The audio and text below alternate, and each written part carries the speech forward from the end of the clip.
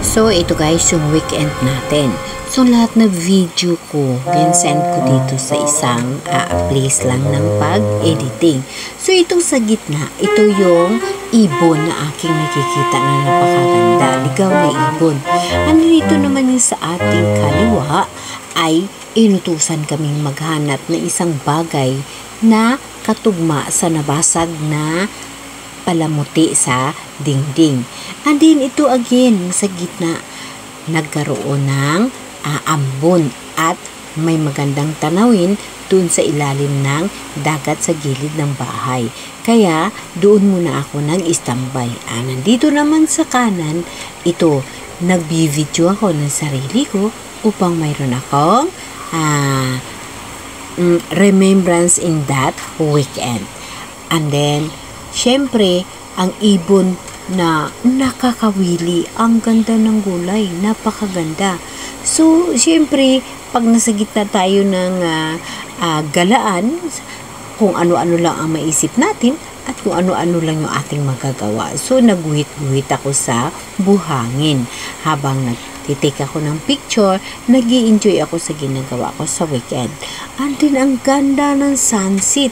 Sa sunset, ang kaibigan ko at ako, naggawa kami ng aming moment sa isang upuan under sa sunset. So, masaya ang aming weekend. Okay yung aking pakiramdam, wala nangyari sa akin na red patches o walang allergy na nangyari sa akin. Ba't hindi ako guys naligo? Dahil pakiramdam ko nangangating buong katawan. Ngunit dahil na ako'y nagsi-swimming talaga every weekend, pumunta ako sa gilid ng dagat at umupo ako doon. Umupo lang yung kalahating katawan ko. Hindi ko binasa yung aking head, ang aking hair. Ngunit nang ako'y nakaramdam ng pangangati sa aking katawan, ako ay tumayo. Pagkatapos, nagkaroon ako nga red patches sa katawan. Kunti lamang. So, para sa akin, wag lang ako magbabad ng gusto sa dagat. Ganun pala guys ang pakiramdam na mayroong allergy sa dugo. So guys, or tinatawag na immune system. So, para sa akin, yun ay sinabi ng doktor ko sa akin, immune system, ngunit bakit tuwing kumain ako is nagpapatsis ako ng allergy at ang binigay sa akin is ang cetirizine at yung aking steroid na allergy. Ito, nakikita nyo ito guys, itong bundok, ang nasa gilid nun ay mayroong landslide.